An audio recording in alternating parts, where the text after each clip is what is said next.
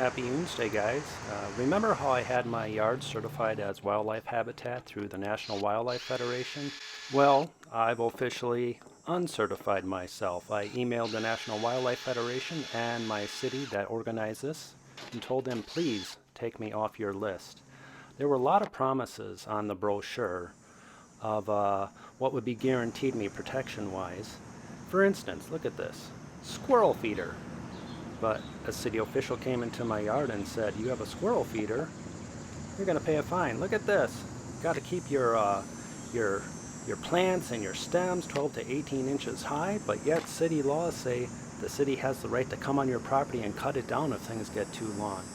So my neighbors know this, they know the laws, and this wildlife habitat sign actually painted a target on my back.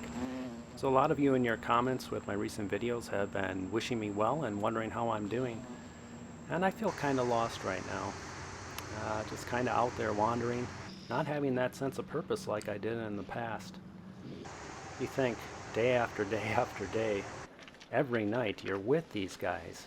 You form such bonds, such connections that are just beautiful, just precious. And then all at once, it has to end.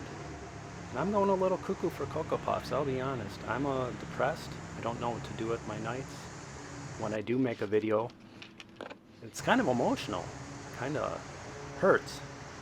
So, I'm just trying to think outside the box. How do I go forward with this? Yeah, it's been real painful not having these guys around, and I'm having a tough time being creative and thinking of new ways to interact with them. You know, I might need some inspiration. I might need some magic mushrooms to just spark new thoughts in this brain of mine.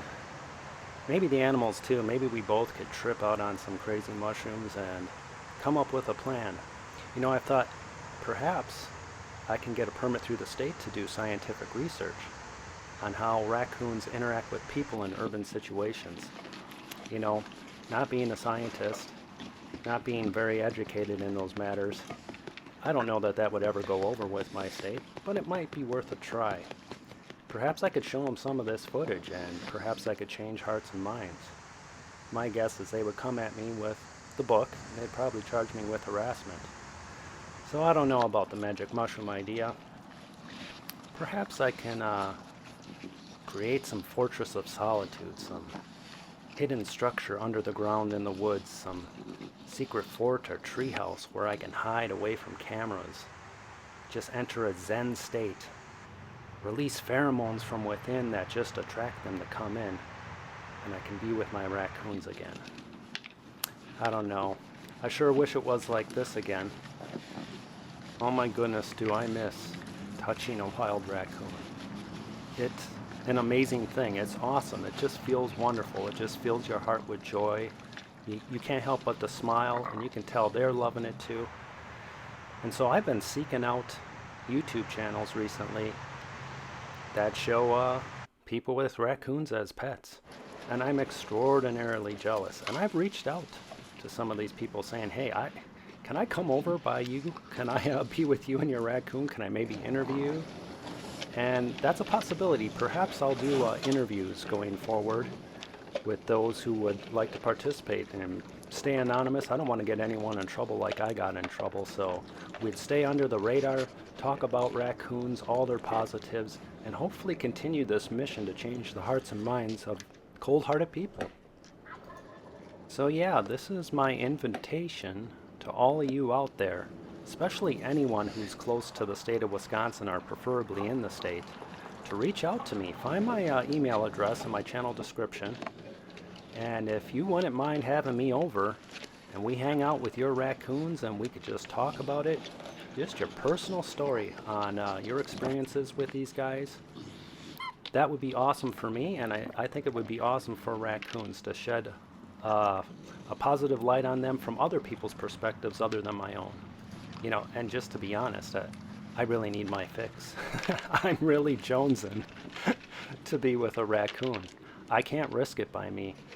And the last time you saw me make a video going in the woods with no food and Cutie Monster came up to me with her little ones, you know, for 3 days straight, she came to my patio and she pinned herself to my front step, and she wouldn't move. And it broke my heart. I would have to close the curtain on her. I would check and she would still be there, and it was a giant tease, and it was no good for her.